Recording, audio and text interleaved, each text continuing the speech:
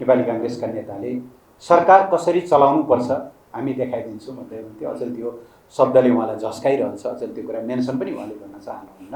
एकजना व्यक्तिलाई ताकेर महाभियोग लगाउने, तर महाभियोगको विषय अगाडि बढ्नै नदिने, राज्य एकदमै डरलाग्दो गरी बिचौलियाहरूको नियन्त्रणमा जान थालेको छ। मूल ढोकाबाट होइन, भेन्टिलेसनबाट छिरेर। राजनीतिक गठबन्धनप्रति हामीलाई कुनै आपत्ति छैन।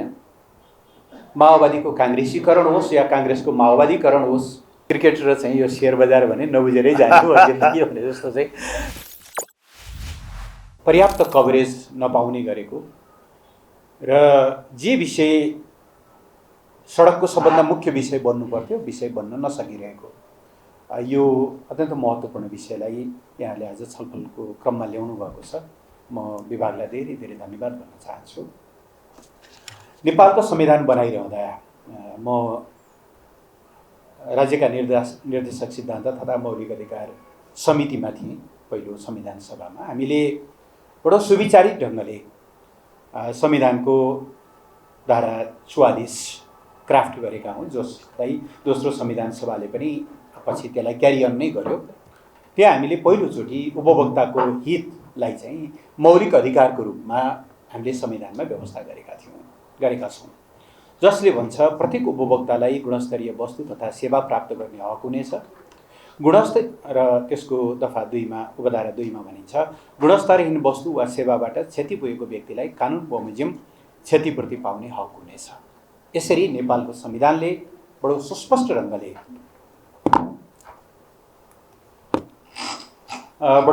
ढङ्गले उपभोक्ताको हकलाई संवैधानिक प्रत्याभूति दिलाएको अवस्था छ र राज्यका निर्देशक सिद्धान्तको र नीतिहरूको चाहिँ उपधारा 7मा कालाबजारी, एकाधिकार, कृत्रिम अभाव सृजना गर्ने र प्रतिस्पर्धा नियन्त्रण जस्ता कार्यको अन्त्य गर्दै राष्ट्रिय अर्थतन्त्रलाई प्रतिस्पर्धी बनाई व्यापारिक स्वच्छता र अनुशासन कायम गरी उपभोक्ताको हित संरक्षण गर्ने, यो राज्यको नीतिमा उल्लेख गरिएको छ संविधानमा।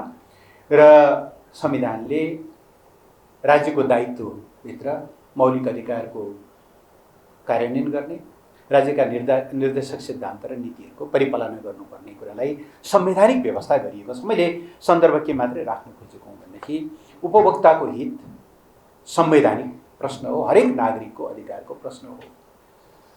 वास्तवमा अब हामी मार्क्सवादी ब्याकग्राउन्डबाट, मार्क्सवादी पृष्ठभूमिबाट र मार्क्सवादलाई मार्गदर्शन मान्दै अगाडि बढेका हामी कार्यकर्ताहरू हौँ। हिजो हामीले शोषण सबभन्दा बढी कहाँ हुन्छ त भन्दा श्रमिकहरूमाथि सबभन्दा बढी शोषण हुन्छ भनेर पढ्दै आयौँ। त्यो अहिले पनि यथावतै छ। अतिरिक्त मूल्य उनीहरूले जुन सृजना गर्छन्, उनीहरू सर्टेन अवधिका निम्ति पुँजीपतिसँग, उद्योगपतिसँग, व्यवसायीसँग अनुबन्धित हुन्छन्, तर उनीहरूले जति घण्टाका लागि करार गरेका हुन्छन् त्योभन्दा छोटो समयमा उनीहरूलाई दिएको ज्याला बराबर उनीहरूले काम गरिसक्छन्। तर 4 घण्टामा उनीहरूले ज्याला बराबरको उत्पादन गरे भने पनि 4 घण्टामा मैले तपाईँले दिएको जति उत्पादन गरेँ हिँडेँ भन्न त पाउँदैन। बाँकी 4 घण्टा उसले यहाँ काम गर्नुपर्छ। त्यसले अतिरिक्त मूल्य सृजना गर्छ र आजको पुँजीवादी व्यवस्थाको सारा चाहिँ जग शोषणको सबैभन्दा मुख्य स्रोत चाहिँ अतिरिक्त मूल्य हो भनेर हामीले पढ्दै आयौँ। त्यो आज पनि भ्यालिड छ। तर थपिएको विषय के हो भनेदेखि जति जति ग्लोबलाइजेसन बढ्दैछ, जति जति समाजको एउटा बजारीकरण हुँदैछ, आज शोषणको सबभन्दा ठुलो मर्कामा कोही छ भनेदेखि उपभोक्ताहरू छन्। तर मैले अघि पृष्ठभागमा भने वास्तवमा उपभोक्ताका यी प्रश्नहरूलाई लिएर जति सडकमा आवाजहरू उठ्नुपर्ने हो, इभन सदनमै पनि कतिपय बेलामा हामीले यो विषयलाई अझ चर्को गरिकन उठाउन नसकिरहेको पनि हुनसक्छ। मिडियाहरूले जति मात्रामा कभरेज गर्नुपर्ने हो यो विषय तुलनात्मकमा यसले जति वेटेज पाउनुपर्ने हो पाइरहेको अवस्था छैन। यस सन्दर्भमा विभागले जे पहल गरेको छ म उहाँलाई धन्यवाद गर्न चाहन्छु। वास्तवमा भोलि ठ्याक्कै 1 वर्ष पुरा हुन्छ शेरबहादुर देउवाले प्रधानमन्त्रीको रूपमा शपथ ग्रहण गर्नुभएको। यो सरकारलाई हामीले प्रारम्भदेखि नै यो जनादेशबाट होइन, सर्वोच्च अदालतको परमादेशबाट मूल ढोकाबाट होइन भेन्टिलेसनबाट छिरेर गठन भएको सरकार हो भन्दै आयौँ र हाम्रो निष्कर्ष सुरुदेखि नै के रह्यो भने यो केवल सरकार परिवर्तन मात्रै होइन। वस्तुतः केपी ओली नेतृत्वको सरकारले मुलुकको राजनीतिलाई जुन दिशातिर अगाडि बढाउन खोज्यो, राष्ट्रियताको सवालमा, राष्ट्रिय स्वाधीनता र स्वाभिमानको सवालमा, मुलुकको राजनीतिक स्थिरताको सवालमा, विकास निर्माण र समृद्धिको सवालमा, सामाजिक न्यायको सवालमा एउटा जुन कोर्स निर्माण भएको छ, त्यो कोर्सलाई उल्ट्याउने प्रयास हो। यो कोर्स परिवर्तनको कोर्सलाई उल्ट्याउने प्रयत्न स्वरूप गरिएको एउटा पश्चगामी कदम हो। हामीले प्रारम्भदेखि नै भन्दै आयौँ।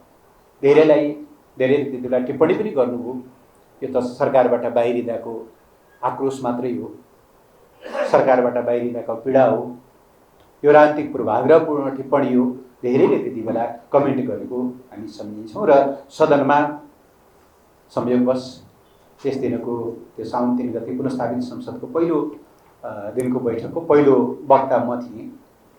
मैले त्यो परमादेशको त्यो किन गलत छ र मुलुकलाई किन गलत बाटोतिर लगाउन खोजिँदैछ भनेर बोलिसकेपछि म पछाडि बोल्ने वक्ताले, नेपाली काङ्ग्रेसका नेताले सरकार कसरी चलाउनुपर्छ हामी देखाइदिन्छौँ भन्दै हुन्थ्यो। अचेल त्यो शब्दले उहाँलाई झस्काइरहन्छ, अचेल त्यो कुरा मेन्सन पनि उहाँले गर्न चाहनुहुन्न।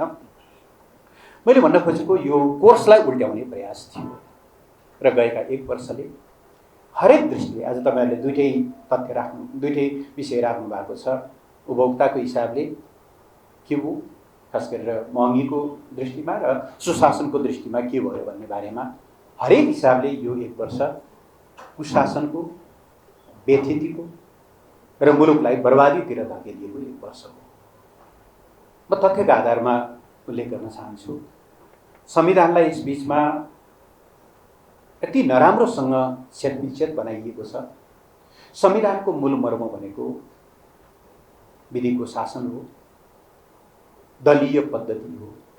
संविधानका मेन त्यसका स्तम्भहरू भनेका दलहरू हुन्। तर आज एउटा दललाई लक्षित गरेर त्यसलाई विभाजनका निम्ति रातरात अध्यादेश ल्याउने, दल विभाजनको उद्देश्य पुरा भइसकेपछि अध्यादेश फिर्ता लिने किन ल्याइयो र किन फिर्ता लगियो? कहीँ कतै सार्वजनिक जवाफदेही दिनु नपर्ने एउटा पार्टीलाई ताकेर अध्यादेश ल्याउने। अघि कार्यक्रमका अध्यक्षजीले पनि बताउनुभयो, दुनियाँमा यस्तो कोही हुन्छ प्रधान न्यायाधीश होला, उनी खराब हुनु भने संविधानले अधिकार दिएको छ, महाभियोगबाट उनलाई हटाउन सकिन्छ। उनका त हामी सबभन्दा धेरै भिक्टिम हौँ। उनको एकल फैसलाले पोहोर साल जेठदेखि असारमा खास गरी देशमा कोभिडको महामारी उत्कर्षमा छ, तर तिमीले स्वास्थ्य मन्त्री राख्न पाउँदैनौ। मेलम्ची लगायत विभिन्न ठाउँमा, मनाङ लगायतका ठाउँहरू बाढी पहिरोले त्यहाँ पुरै दर्दनाक अवस्था सृजना भएको छ, तर गृहमन्त्री राख्न पाउँदैनौ। 5 जनाले चाहिँ सरकार चलाऊ भनेर आदेश दिने।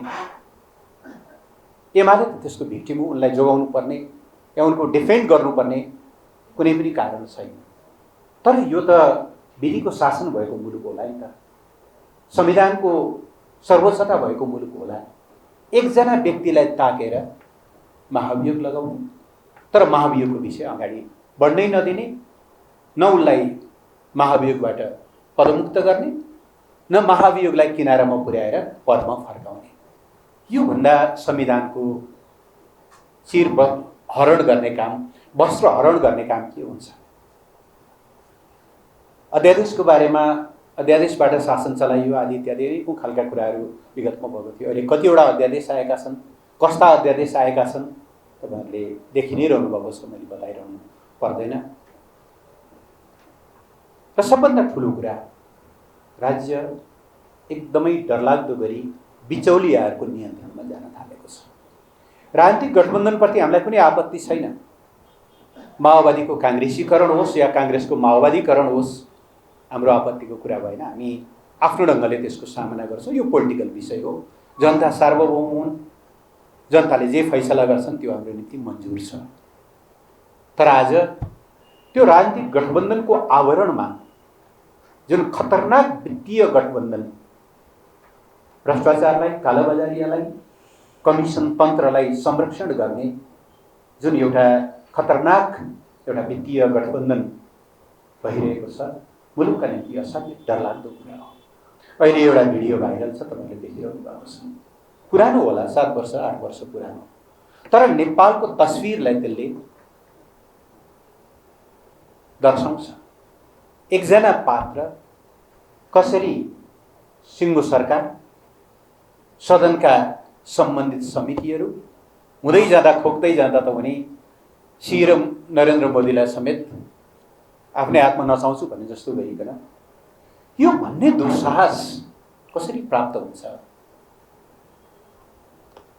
तर नेपालको अहिलेको कुशासनको एउटा कुरूप तस्बिर हो त्यो। 7 वर्ष अगाडिको, 8 वर्ष अगाडिको फ्ल्यासब्याक होला, तर अहिले त्योभन्दा बढी फरक छैन। अघि यहाँ साथीहरूले कुरा गरिसक्नु भएको छ। हुन त म त्यो समितिमा छु, त्यसको बारेमा म धेरै भन्न चाहन्न, तर बाहिर त आयो नि त।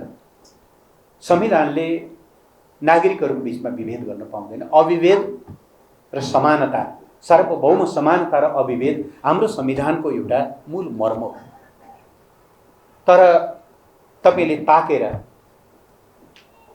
फोटो हेरी अनुहार हेरी एक खालको प्रोडक्सन लाइनका उद्योगलाई तपाईँले उसले ल्याउने कच्चा पदार्थको मूल्य भन्सार घटाइदिनुहुन्छ, उसको अन्तशुल्क घटाइदिनुहुन्छ, उसले निर्यात गर्छ भने इन्सेन्टिभ पनि दिनुहुन्छ। लस्करै तीनवटा सुविधा एक खालको प्रोडक्सन लाइनका उद्योगहरूले पाउँछ। अर्को अस्ति 31 गतिको होला, मैले एउटा आर्थिक खबर पत्रिकाको एउटा समाचार हेर्दै थिएँ। सरकारको विभेदपूर्ण बजेटको करका दरहरूको नीतिको कारणले गर्दा मोरङ सुनसरी औद्योगिक क्षेत्रका त्यो लाइन करिडोरका 5वटा फलाम उद्योग त अलरेडी बन्द भइसके, 1200 मजदुरहरू बेरोजगार भइसके र अरू 17-18वटा उद्योगहरू टाट पल्टिने अवस्थामा छन् भनेर राज्यले एक थरी उद्योगहरूलाई भन्सार छुट, अन्तशुल्क छुट र निर्यातमा इन्सेन्टिभ, अर्का थरीलाई बजेट आएको 1.5 महिना भएको छैन, 1.5 महिनामै बन्द गर्नुपर्ने स्थितिमा पुर्याउन मिल्छ भनिसकेपछि सिङ्गो अर्थतन्त्र केही मुठ्ठीभर बिचौलियाहरूको नियन्त्रणमा जाने जुन एउटा अत्यन्त खतरनाक स्थिति अहिले सृजना भएको छ, त्यो धेरै डरलाग्दो कुरा हो भन्ने मलाई लाग्छ। त्यसो भएर यो 1 वर्ष मैले देशको लागि बर्बादीको र कुशासनको 1 वर्ष यस अर्थमा भनेको हुँ। अब अर्थतन्त्रका सूचकहरूको बारेमा तपाईँहरूले निरन्तर लेखिरहनु भएको छ, मैले धेरै बताइरहनु पर्दैन। म कुनै देशसँग तुलना गर्न चाहन्न, तर 1 वर्षमा व्यापार घाटा 4 खरब 5 खरबले बढ्छ भने 1 वर्षमा विदेशी मुद्रा सञ्चिति 3 अरब 4 अरब डलरले घट्छ भने हिजो 11 महिनालाई 12 महिनालाई पुग्ने सञ्चिति घटेर अहिले 6 महिनाको वस्तु र सेवा पनि धान्न नसक्ने ठाउँमा पुग्छ भने व्यवसायीहरूले कर्जा लिन जाँदा ब्याङ्कहरूले कर्जा दिँदैनन् भने कर्जा मात्रै होइन कि आफ्नो डिपोजिट निकाल्न जाँदाखेरि पनि एकैचोटि ननिकाल्नुहोस् है, अहिले तपाईँको डिपोजिट बराबरको पैसा अहिले तत्काल हामी दिन सक्ने अवस्थामा छैनौँ भन्ने स्थिति बन्छ भने भुक्तानी सन्तुलनको यो खालको अवस्था हुन्छ भने यो वर्षको पुँजीगत खर्च जम्मा 57%। तुलना गर्नुभयो हुन्छ साथीहरूले, पुँजीगत खर्च 57%, त्यो पनि असारको पछिल्लो 1 हप्तामा 1 खरबभन्दा बढी भुक्तानी दिएर जम्मा 57%। त्यसको तस्विर कहाँ छ भन्ने कुरा मैले धेरै बताइरहनु पर्छ जस्तो लाग्दैन। नेपालको इतिहासमा पहिलोचोटि बजेट होलिडे भयो, बजेट होलिडे। धन्न देश त्यस्तो असामान्य अवस्थाको सामना गर्नु परेन, तर देशका लागि लज्जास्पद होइन। अमेरिकाको कुरा बेग्लै होला, सेनेटले कहिलेकाहीँ रोकिदिन्छ, त्यहाँ राष्ट्रपतिलाई केही सर्टेन अधिकारहरू हुन्छन्, उनले भेटो लगाउन पाउँछन्, के गर्छन्। हाम्रो देश त त्यस्तो होइन नि त, पार्लियामेन्ट्री सिस्टम अनुसार बजेट होलिडेको एउटा स्थिति भयो। र अर्को खतरनाक स्थिति कालो धनलाई सेतो बनाउने जुन ढङ्गका प्रयासहरू गरिरहेका छन्। अहिले गभर्नरमाथिको हमला त्यही त हो। हिजो उहाँहरूले हटाउने प्रयास गर्नुभएको थियो। जम्माजम्मी कारण के? कसैले ल्यायो 40 करोड रुपियाँ बाहिरबाट, स्रोत देखाउनुहोस् त भन्यो। स्रोत देखाउनु सक्दैन। 17-18वटा फेक कम्पनीहरू छन्। अमेरिकामा सोधेर पठाउँदा यी कम्पनीहरू कुनै पनि भ्यालिड छैन र यो स्रोत गलत हो भनेर भन्छ। मन्त्रीजीले तोक लगाउनुहुन्छ त्यो दललाई चाहिँ तुरुन्त फुकुवा गर्नु। त्यो गर्न नमाने बापत राष्ट्र ब्याङ्कमाथि हमला भएको हो। अहिले बनाइएका अरू बाहनाहरू त सबै कुराहरू भन्ने कुरा मात्रै हुन्। त्यस कारणले गर्दाखेरि हरेक हिसाबले आर्थिक हिसाबले पनि कुशासन र एउटा दुर्घटनाको बाटोतिर मुलुक अगाडि बढिरहेको छ र यसको सबैभन्दा ठुलो मर्का उपभोक्ताहरूलाई परिरहेको छ। तपाईँहरू प्रत्येकको, म अहिले प्रतिनिधि सभा सदस्य छु, मैले नै घरमा एउटा सम्झौता गर्नुपर्ने परिस्थिति निर्माण भयो। जम्मा जम्मी बढीमा अधिकतम हरेक छाकमा एक खालको तरकारी पाक्नेछ भन्ने चाहिँ सम्झौता गृहमन्त्रीजीसँग गरेर अगाडि बढ्नुपर्ने स्थिति सिर्जना भयो। 2 थरी तरकारी पकाउन सक्ने अवस्था कमसेकम मेरो चाहिँ छैन है। मन्त्री पनि भएँ, सांसद पनि धेरै वर्षदेखि नै छु। सकिँदैन। एकजना सांसदको आम्दानी कति हुन्छ? सांसद त यो देशको एउटा विशिष्ट श्रेणीको अगाडि माननीय भनेर ट्याग जोडिएको मान्छे हो। उसको घरमा 2 खालको तरकारी बनाउन सक्ने अवस्था छैन भने 17% भन्दा बढी निरपेक्ष गरिबीको रेखामुनि रहेका, 20% भन्दा बढी बहुआयामिक गरिबीको रेखामुनि रहेका, अधिकांश अनौपचारिक क्षेत्रमा काम गर्नुपर्ने, जसको न्यूनतम ज्यालाको समेत पनि एस्योरेन्स हुँदैन, कसरी चलाइरहेका होलान् नागरिकहरूले जीवन। र अहिले 3 ढङ्गले उपभोक्ताहरूमाथि सबभन्दा बढी मार भएको म देख्छु। पहिलो, अभाव, बनावटी होस् अथवा विभिन्न कारणले होस्, अभाव, जसमा सबभन्दा चर्को अभाव मलको छ। मनसुन अलिकति ब्रेक भइरहेको छ, नभएदेखि अहिलेसम्म भन्ने हो भनेदेखि झन्डै 70% धान खेती भइसक्नुपर्ने हो, तर किसानको हातमा मल छैन। हामीले स्थगन प्रस्ताव पेश गरेर पास गर्यौं, तर सरकार सुतेर बसेको छ। जवाब दिने मन्त्री बिदा भइसक्नुभयो, अर्को मन्त्रीलाई अत्तो छैन। यो ढङ्गको अवस्था छ। मलको अभाव छ। शैक्षिक सत्र यदि अगाडि बढिसक्यो, सबै विद्यार्थीहरूले पाठ्यपुस्तक पाएका छैनन्। एउटा, उपभोक्ताहरूमाथिको मार अभावबाट। दोस्रो, सिन्डिकेटबाट। केही सेवाहरूमा यति चर्को सिन्डिकेट छ, केही वस्तुहरूमा पनि चर्को सिन्डिकेट छ भन्दा हाम्रो संविधानले स्वस्थ व्यापारिक प्रतिस्पर्धाको परिकल्पना गर्छ। यहाँ कहीँ कतै पनि सिन्डिकेटलाई, कार्टेलिङलाई छुट छैन, तर हामीले त्यो कुरालाई कार्यान्वयन गर्न सकिरहेका छैनौँ। पछिल्लो समय त त्यो झन् बढ्दै गइरहेको अवस्था छ। दोस्रो, त्यसले गर्दाखेरि वस्तुहरूको गुणस्तरमा भयानक समस्या छ। यातायात क्षेत्रमै कुरा गरौँ, तेलको मूल्य बढ्न पाएको हुँदैन, भोलिपल्टदेखि भाडा त बढ्यो। तेलको मूल्य घट्छ, भाडा घट्न 15 दिन लाग्छ, किनभने त्यहाँ सिन्डिकेट छ र सार्वजनिक यातायातमा सरकारको उपस्थिति 0 छ भनौँ न। एक किसिमले भनेदेखि अहिले साझाले अलिअलि इन्टरभेन गरिरहेको होला, तर कति साह्रोसँग। त्यसले गर्दाखेरि दोस्रो, यो कार्टेलिङबाट, सिन्डिकेटबाट चाहिँ उपभोक्ताहरू ठगिएको अवस्था छ भने कि तेस्रो, महँगीको बारेमा मैले कुरै गरिरहनु परेन, तपाईँ प्रत्येकले अनुभूत गरिरहनु भएको छ। ठिक छ, तेल हाम्रो आफ्नो उत्पादन होइन, तर घटाउने अनेकौँ उपायहरू छन्। त अहिले हामी 4 खालका ट्याक्सहरू तिरिरहेका छौँ, अथवा 4 खालको चाहिँ कर लागिरहेको छ तेलमा। एक खालको कर मात्रै घटाउने हो भने पनि उपभोक्तालाई थोरै फर द टाइम बिङ अन्तर्राष्ट्रिय बजारमा अलिअलि घट्दो ट्रेन्ड देखिँदैछ। 120-130 थियो प्रति ब्यारल भनेदेखि अहिले डलर भनेदेखि अहिले 100 को हाराहारीमा आएको छ। अलिकति घट्यो भने कर फेरि पुरानै ठाउँमा पुर्याउन सकिन्छ, तर अति नै भइसकेपछि त राज्य के को नीति हो त? सबै कुरा बजारले तय गर्ने हो भनेदेखि तपाईँ सरकार राख्नुहुन्छ किन, बजार राज्य बनाउनुहुन्छ किन? त्यस कारणले गर्दाखेरि कर कि निश्चित करहरू हटाएर पनि मूल्य घटाउन सकिन्छ,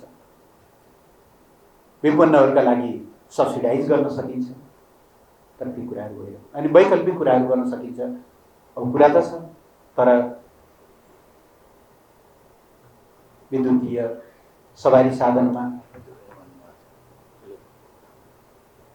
अनुसारमा छुट दिएर बिस्तारै त्यसलाई प्रतिस्थापन गर्नुपर्ने ठाउँमा सार्वजनिक अहिले हामी प्राइभेट गाडीको कुरा गरेको होइन, प्राइभेट गाडीमा ले पनि असर गर्छ, र प्राइभेट भन्दा पनि अहिले हामीलाई चाहिएको पब्लिक भेहिकल हो।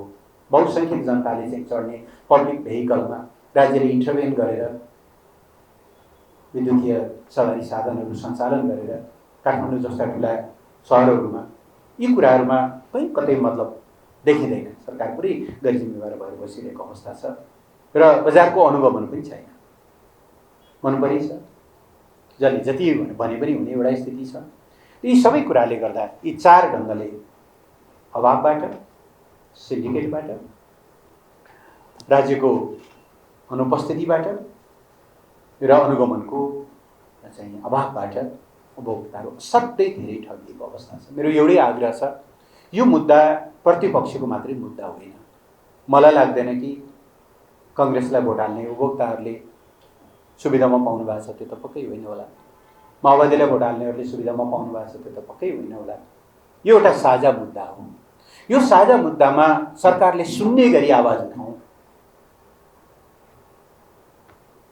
आन्दोलन भनेको तोडफोड नै गर्नुपर्छ भन्ने होइन, थप मर्का नगर्ने गरिकन पनि दबाब त सृजना गर्न सकिन्छ। अस्ति युवा विद्यार्थीहरूले दबाब दिइसकेपछि र पार्लियामेन्टमा पनि आवाज उठाएपछि एकछिन त मूल्य घटाउन सरकार बाध्य भयो नि पेट्रोलियम पदार्थको। यद्यपि त्यो इमान्दारीपूर्वकले लागू गरेन। अघि कुमारीजीले बताइसक्नुभयो, स्टक क्लियरेन्स नगरिकन, पेट्रोल पम्प सञ्चालकहरूलाई फाइदा हुने गरिकन ठुलै खालको। तैपनि आवाज उठाएपछि केही न केही त्यसको असर पर्दो रहेछ।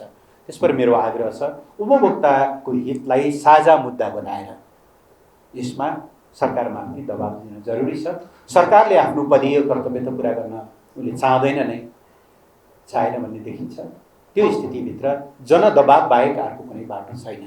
यो जनदबाबको बाटोमा लाग्न पनि म यहाँहरू मार्फत र हामीलाई अहिले रेकर्ड गरिरहेका, हामीलाई बजाइरहेका हाम्रा सार्वजनिक सञ्चार माध्यमहरू मार्फत म आग्रह गर्न चाहन्छु। यो साझा मुद्दा हो र आम जनताहरू असाध्यै धेरै पीडामा छन्। राजनीतिक दलहरूलाई पनि मेरो आग्रह छ, यी मुद्दाहरूसँग जोडिएनौँ भने नि बिस्तारै बिस्तारै दलहरू आउटडेटेड हुँदै जाने एउटा स्थिति हुन्छ। दलहरू भनेको जनताको पीडालाई अभिव्यक्ति दिन र त्यसको समाधानमा चाहिँ पहल गर्नका लागि हो। जनतालाई दुखी रहँदा तपाईँ त्यहाँ पुग्नु भएन, जनतालाई मर्का परिरहँदा त्यहाँ तपाईँ पुग्नु भएन भने दलहरूको पनि अर्थ हुँदैन। त्यसो दलहरूले आफ्ना एजेन्डामा यस्ता मुद्दाहरूलाई चाहिँ एकदम प्राथमिकतामा राखेर अगाडि बढ्नुपर्छ भन्ने मलाई लाग्छ। यस सन्दर्भमा आज हाम्रो पार्टीको उपभोक्ता हित संरक्षण तथा सुशासन विभागले जे पहल गर्यो, म विभागलाई धेरै धेरै धन्यवाद भन्न चाहन्छु। वास्तवमा नेपालमा उपभोक्ता आन्दोलनको असाध्यै ठुलो स्कोप छ। यो स्कोपमा सबैले सहभागी भएर संविधानले दिएको उपभोक्ताको हितको जुन मौलिक हक छ, त्यो हकको प्रत्याभूतिका लागि चाहिँ अगाडि बढ्नमा आग्रह गर्न चाहन्छु। कहिलेकाहीँ ठट्टा पनि गर्छु, जिन्दगीमा दुईवटा कुरा नबुझी जाने भयो, क्रिकेट र चाहिँ यो सेयर बजार भने नबुझेरै जाने हो जिन्दगी भने जस्तो चाहिँ त्यस्तो हुन्छ। खैर, तर सेयर बजारको लगानी होस् या ब्याङ्कको कर्जा प्रवाह होस्, सहकारीको डिपोजिट होस् या तपाईँको आफ्नो निजी सम्पत्ति, ती सबै कुरालाई चाहिँ उत्पादनमूलक क्षेत्रमा लगाइनुपर्छ भन्ने कुरा नै एकदमै सत्य हो। अब ट्रेन्ड चाहिँ सोसल साइकी म के देख्छु भने मैले जति बुझेको छु विगत केही वर्ष यतापट्टि यसका पछाडिका कारणहरू के छन् तपाईँहरूका लागि पनि खोजमूलक राम्रै एउटा विषय हुन्छ जस्तो लाग्छ। नेपाली समाजमा रातारात धनी हुने, सर्टकट बाटोबाट पैसा कमाउने यो मनोविज्ञान चाहिँ जबरजस्त ढङ्गले बढेर गयो विगत 20-25 वर्ष यतापट्टि र अझ पछिल्लो 10-15 वर्ष राज्यको नियामक निकायहरू कमजोर हुँदै जाने, अब ब्रोकरहरू बलियो हुँदै जाने, विभिन्न पोलिसीमा पनि उनीहरूका प्रभावहरू देखिँदै जाने कुराले गर्दाखेरि एक खालको सामाजिक मनोविज्ञान नै दुःख गरेर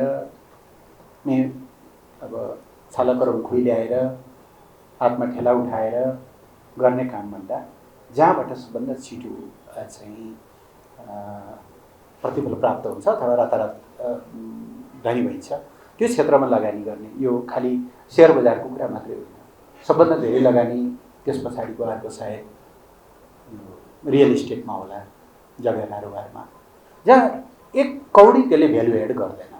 भ्यालु एड भनेको व्यक्तिको हकमा होला, तर नै त्यसले एकजनालाई कसैको रोजगारी सृजना गर्छ, न केही गर्छ, न गाईको थुन न बाछाको मुख भने जस्तो रियल जग्गा धनीले पनि पाउने होइन, तपाईँले किन्नुभयो भने तपाईँले पनि पाउने होइन, बिचमा कोही हुन्छ। यस्तो क्षेत्रमा लगानी गर्ने र त्यसबाट रातारात चाहिँ धनी हुने एउटा सामाजिक मनोविज्ञानको पनि कहीँ न कहीँ यो सेयर बजारको अस्वाभाविक लगानी, यसका अनावश्यक उतार चढावहरूमा चाहिँ त्यसले काम गरेको छ जस्तो मलाई लाग्छ। त्यसरी एउटा हामीले सेयर बजारमा लगानी गर्न चाहनेहरूलाई राम्रो एउटा काउन्सिलिङको जरुरी छ भन्ने म ठान्छु। एक, ताकि उहाँहरूले यसका रिस्क सेयर बजारमा रिस्क हुन्छ नै, तर त्यो रिस्क थाहा पाएर चाहिँ उहाँहरू जानुहोस्। दोस्रो, यसका विभिन्न नियामक निकायहरू छन्, तिनीहरूले त्यस हिसाबले हेर्नुपर्छ जस्तो मलाई लाग्छ।